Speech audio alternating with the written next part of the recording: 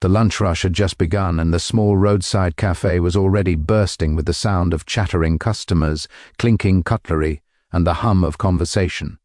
The warm aroma of coffee and freshly baked bread filled the air, but behind the counter and between the tables, the energy was far from peaceful. The staff were moving fast, almost too fast, trying to keep up with the flow of people demanding quick service, and in the middle of it all was Emily, a young waitress with tired eyes but a soft smile that refused to fade, no matter how hard the day hit her. She had been working since early morning, skipping breakfast, her stomach rumbling quietly as she balanced a tray filled with steaming soup bowls and plates of sandwiches. Her uniform, once crisp white, was now faintly stained from hours of hard work. A strand of hair slipped out from her bun, sticking to her sweaty forehead, but she ignored it and pushed forward, weaving between tables like a practiced dancer. "Excuse me, miss, I've been waiting for 15 minutes. A voice barked from across the room. Emily turned, forcing a polite smile. Table 3.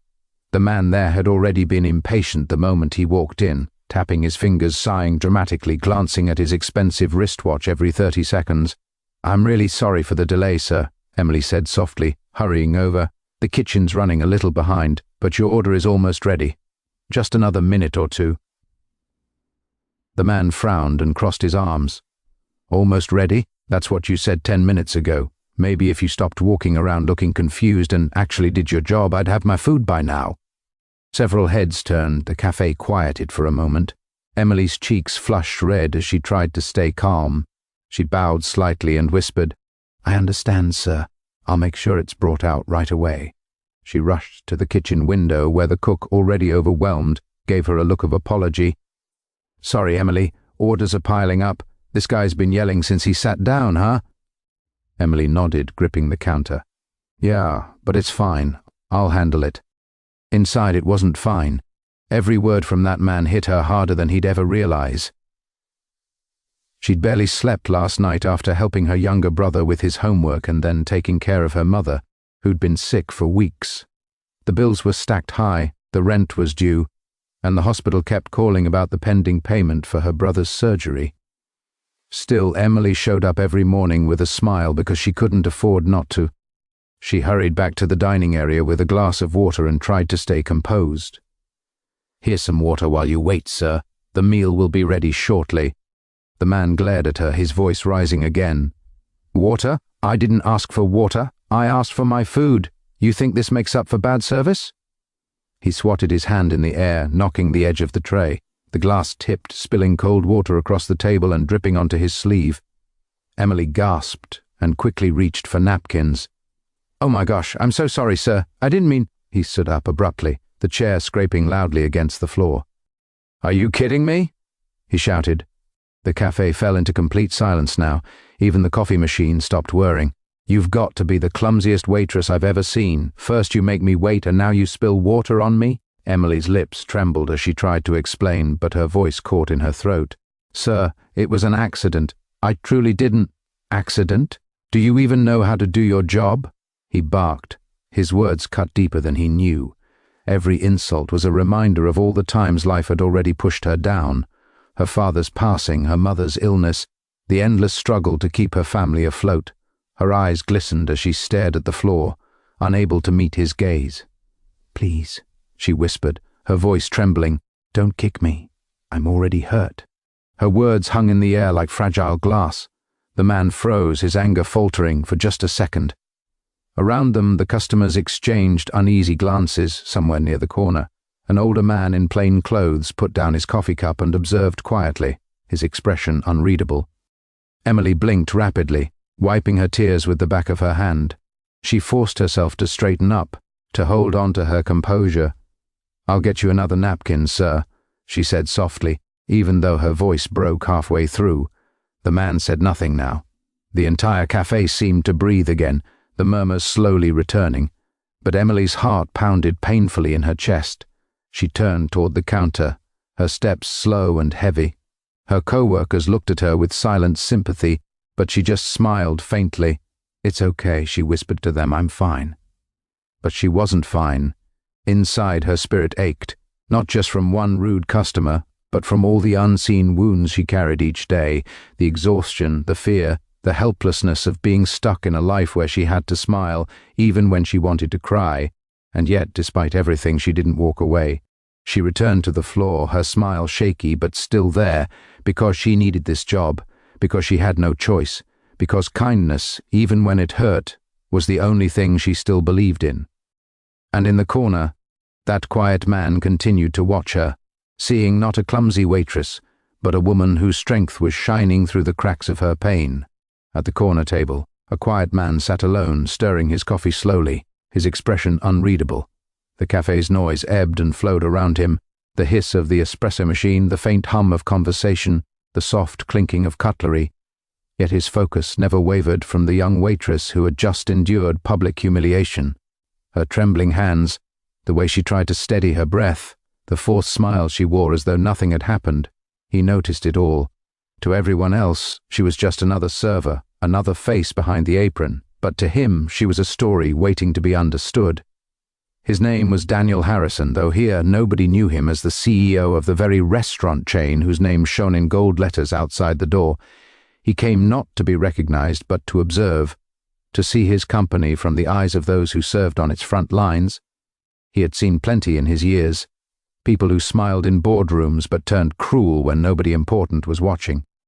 Yet nothing ever struck him quite like this moment. The young woman, Emily, her name tag read, had been working without pause since he arrived an hour ago. Her movements were careful, her tone polite no matter how demanding the customers were. There was no arrogance in her, only exhaustion hidden behind professionalism. Daniel had noticed the slight limp in her step, the way she shifted her weight every few minutes as if something pained her. He noticed too how she winced slightly when lifting heavy trays, but despite it all, she never lost her composure. Even after being shouted at in front of everyone, she whispered an apology to the man who insulted her. That single line, "Please don't kick me, I'm already hurt," stuck in his mind like an echo that refused to fade. He remembered his own past, the years before success had wrapped him in privilege. He had once been a dishwasher in a place not unlike this, scrubbing greasy plates late into the night, saving every coin to keep a roof over his head. The memory of humiliation wasn't foreign to him. He knew what it felt like to be spoken to, as if you were invisible, as if your effort meant nothing. Maybe that's why this scene cut deeper than it should have. Emily passed by his table, still wiping at the corner of her eye. When she noticed his cup nearly empty, she hesitated, uncertain whether to approach. Daniel smiled softly and raised the cup slightly. "May I have a refill, please?" he asked, his tone gentle. She nodded quickly, forcing a small, practiced smile. "Of course, sir, I'll bring it right away." When she returned with the coffee, her hand trembled slightly as she set it down. Daniel noticed but said nothing at first. Instead, he waited a moment before speaking quietly. "You handled that with grace back there. Not many people would have stayed calm." Her eyes darted toward him, surprised by the kindness in his voice. "It's part of the job," she said softly, as though reciting a rule she'd long memorized. He tilted his head. "It shouldn't have to be." She paused. For the first time she really looked at him, at his calm expression, his steady gaze. There was something about him that felt different, though she couldn't place it. He wasn't like the usual customers who snap their fingers for attention. After a moment, she sighed, her voice barely above a whisper. "I just need to keep this job. My little brother's surgery is next month, and, well, I can't afford to mess up. People like him." She nodded subtly toward the rude man still sitting a few tables away.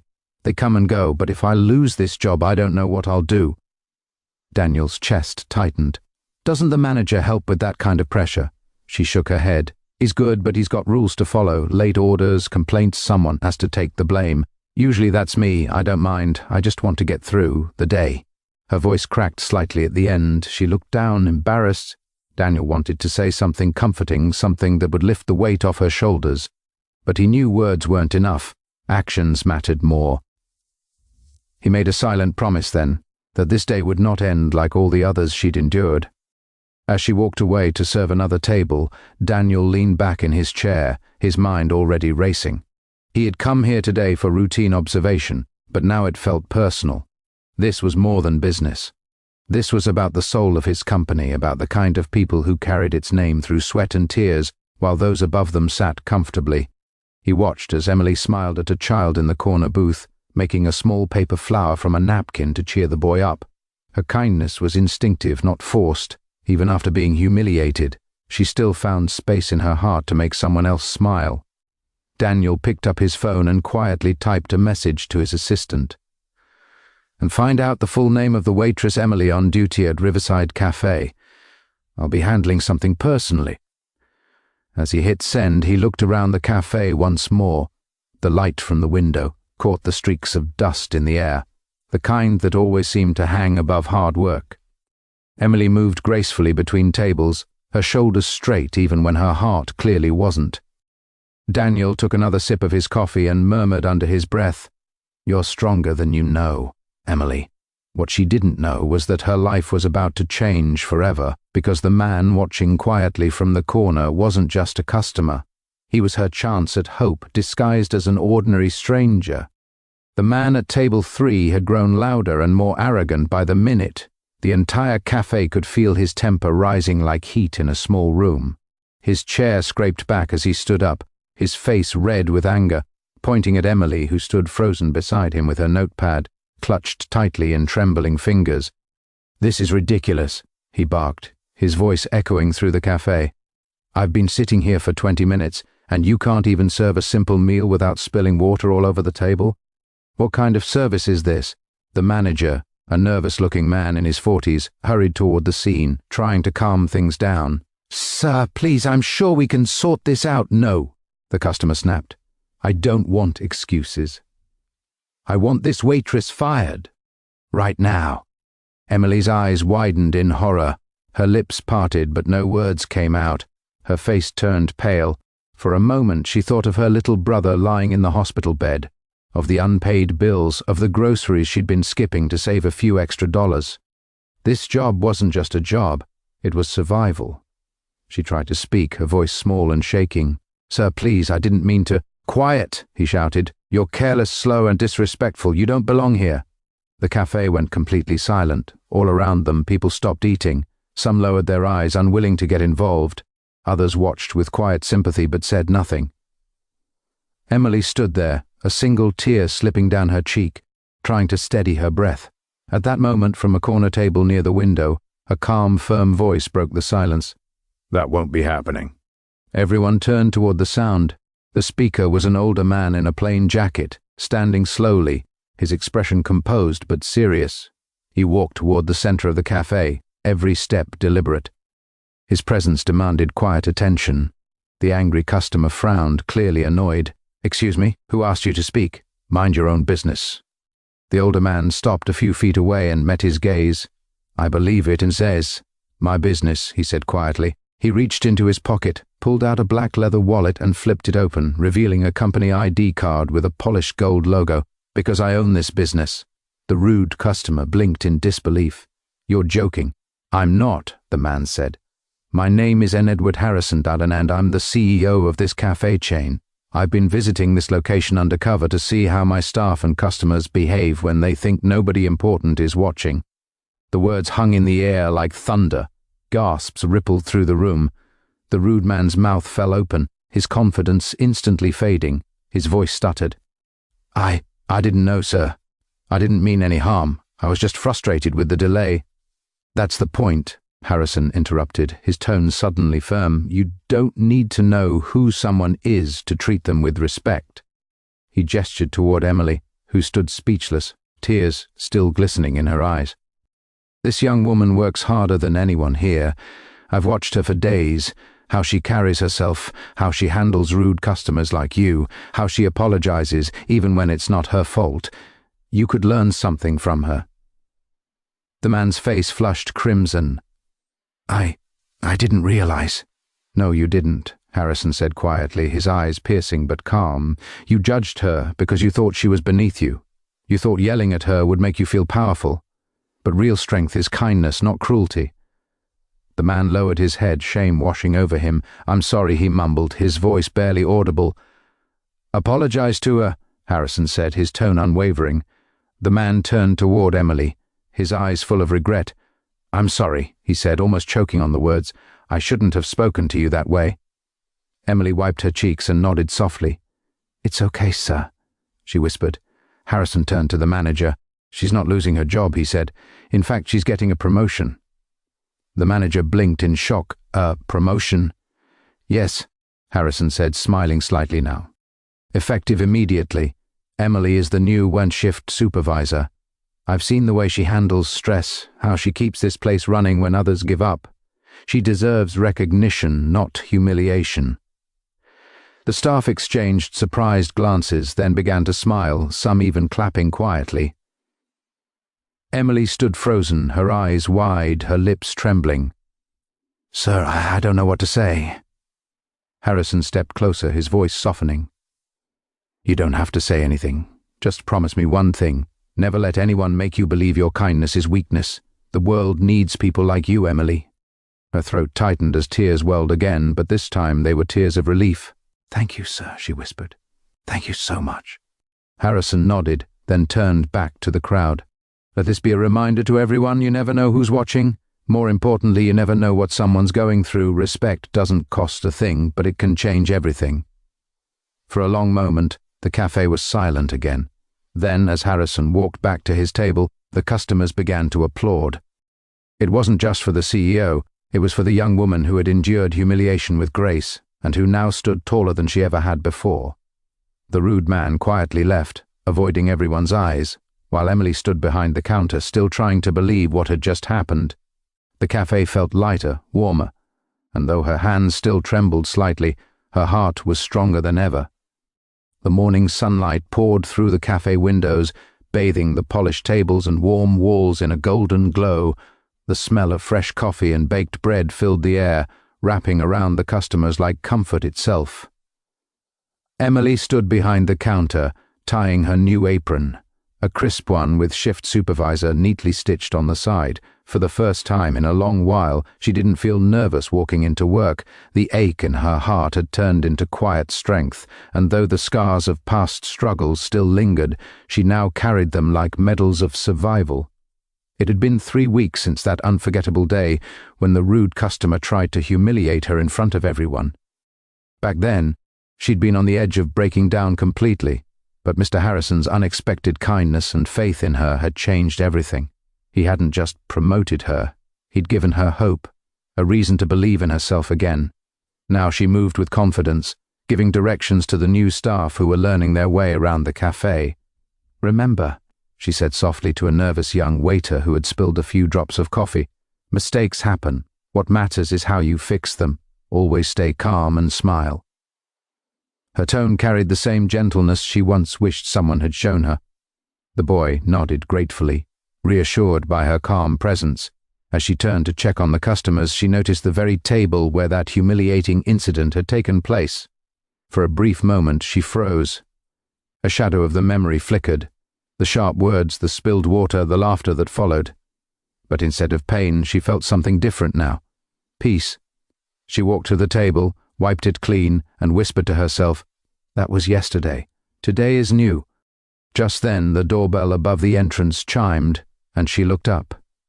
Mr. Harrison walked in, wearing his familiar smile and casual jacket. He looked around the cafe with quiet satisfaction before spotting her. "Emily," he said warmly, "looks like this place is thriving." Her face lit up as she walked over to greet him. "Mr. Harrison, you came back." "I told you I would," he replied, looking around. "Everything feels different now, brighter somehow." He gestured toward the busy tables where customers laughed and chatted. "You've done well. The whole atmosphere has changed." Emily's cheeks flushed. "I just try to treat everyone how I wish to be treated. Sometimes a kind word can change a bad day." He smiled knowingly. "That's something this world desperately needs. Kindness."